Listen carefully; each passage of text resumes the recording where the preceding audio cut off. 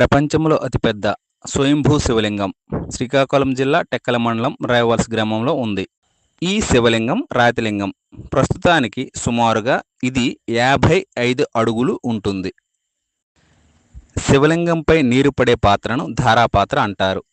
ఈ శివలింగం వద్ద నీరు పడేందుకు గాను ఒక కుళాయిని ఏర్పాటు చేయడం జరిగింది. ఈ ఆలయాన్ని ఎండల మల్లికార్జున స్వామి ఆలయంగా పిలుస్తారు. దీనికి ఒక కారణం ఉంది.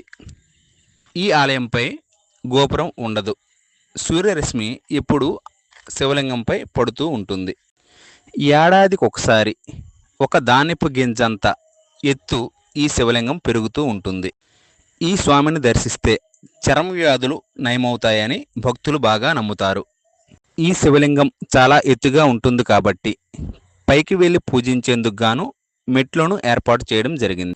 శివునికి ప్రత్యేకమైన రోజులలో ఈ ఆలయాన్ని అంగరంగ వైభవంగా తయారు చేస్తారు. పైనుండి శివలింగాన్ని, నందిని ఒకేసారి చూడొచ్చు. ఆలయం వెనుక వైపు చెట్టు వద్ద 4 నందులు ఉంటాయి. ఆలయానికి ఒకవైపు ఒక కొలను కూడా ఉంటుంది. శ్రీరాముడు కూడా అయోధ్యకు వెళ్ళేటప్పుడు ఈ ఆలయాన్ని సందర్శించాడని స్థల పురాణం చెబుతుంది.